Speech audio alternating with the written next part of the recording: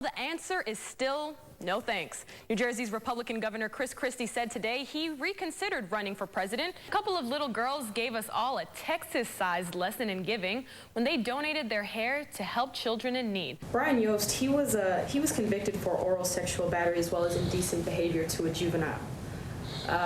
With that said, would you? Okay. The interview. You've asked me a lot of questions. I've answered all of your questions. But would you still have hired him if he did that crime to, let's say, your very own daughter? The journey for Zalkowski has been far from smooth, to say the least, traveling over 1,552 miles across the country so far. Just to give you an idea of how fast the obesity rate is going up in this country, in 1995, there was no state that had an obesity rate above 20%. And even to this day, students here at Neville High say the mathematics teacher not only pushes them academically, but he also prepares them for their futures. Every school received a grade as well, which means an A+ school could possibly be in a failing district and vice versa. So if you want to find out how your child's school performed, a link to the complete detailed rundown by school, district, and parish is available on our website at myarklamis.com. It's beautiful outside. The sun is starting to set, but it is truly beautiful to see these creatures in person. And speaking of these horses, they've been busy all day today getting prepped for the big parade on Saturday. Thanks, Natalie. Well, organizers have been forced to cancel Sunday's dedication of the Martin Luther King Memorial in Washington, D.C. The East Coast is preparing for what could be the most damaging storm in years. Habitat for Humanity continues to expand their home ownership program with new homes all across the Twin Cities. The birth of more jobs in Sterlington is a prime example of local and state government working together for some time now. Officials say this is the groundwork for long-term economic development to stay put right here in Northeast Louisiana. At City Hall, the buck stops here at the mayor's office. Jamie Mayo is the head of the city and the man responsible for all hiring decisions. That's what the mayor said about why he hired a city employee named Brian Yost. We support that. Once an individual such as Brian Yost fill out an application and he's hired by his supervisor, well, then it comes to the department head, they sign off on it, then it comes to the mayor for final approval. Take one hiring decision the mayor signed off on. Brian Yost hired as golf course superintendent at Chenault Golf Course. On paper, Yost has an impressive resume, high praise and high recommendations. Once he came to us and was recommended to us, and we made a decision where his skills would be best fitted, and that skill was at the golf course. But his criminal history tells a more sinister side of Yost, including a charge that's forced him to register as a sex offender.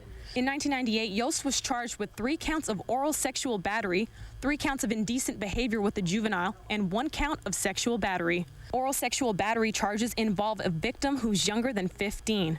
Mayor Mayo and other city officials say they knew about Yost's rap sheet. Yes, they were aware of the circumstances. They had talked with him. In fact, Mayor Mayo says he supports second chances. As long as that person is not a threat to our employees, is not a threat to the services that we provide to the community, is not a threat to our citizens, well, then we make a determination as to whether or not to hire that person. And that's what we did with Brian Yost's case. He adds there's no city policy that prevents the city from hiring convicted felons. That's the mayor's defense to hiring a known sex offender who works at a place where children are allowed to golf. But one question we asked on camera tested the mayor's temper. Brian Yost, he was convicted for oral sexual battery as well as indecent behavior to a juvenile. With that said, would you? Okay. The interview. You've asked me a lot of questions. I've answered all of your questions. But would you still have hired him if he did that crime to, let's say, your very own daughter? Would you still have hired him? Okay. The interview ends. Okay. Interview ends. That's not what you said your interview was. You're going into what if and all this. We don't deal with what ifs. After the mayor told us the interview was over, he wasn't finished sounding off on the story. We're not going to work with you or your company when you try to butcher me and stuff like that. I'm not trying to butcher you. It's legitimate. Now get out. And that's where the interview ends. And hours later, the city of Monroe called NBC 10 back to announce they have terminated Brian Yost for lying on his application. However, the mayor's office says they won't back down from continuing to hire convicted felons and offer second chances. City spokesperson Rod Washington went further on about why the city fired Yost. He says in addition to lying on his application, he lied about the ages of the multiple victims involved in the 1998 charges. Kayla Williams, NBC 10 News. Go! As the drawdown of troops from Afghanistan and Iraq continue, many are still running towards danger so that we might live in freedom. We're extremely proud of them. Friends and loved ones packed the First West Baptist Church in West Monroe to say see you soon to the 160 soldiers of the National Guard leaving for their year-long tour in Afghanistan. I am an American soldier. I am an American soldier. Didn't never do that. In support of Operation Enduring Freedom, the primary mission of these men and women of the 1022nd Engineer Company will be to improve soldier quality of life and basic security for other U.S. forces across Afghanistan. As for today, cherished moments with family, memories to hold on to for the next year. The men and women of the 1022nd Engineer Company are no strangers to serving their country. Take Sergeant Michael Healy, who's off on his second deployment, but about to embark on his first journey through fatherhood. I'm leaving a lot more this time when I leave out. But I'll be looking forward. When I come back again, I'll be a dad.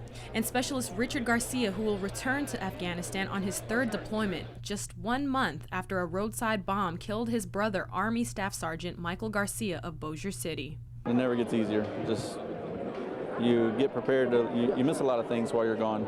I mean, a whole year of my life, I'm going to miss birthday parties, but it's just part of the job. Sisters Ayana and Jaslyn Ray will deploy for their first time ever together. I'm glad that she's going with me. I don't think I could do it without her, but right now my mind, it's just family. I'm going to miss my nephew so much, my mom and my dad. It's sad. But as hard as it is to leave,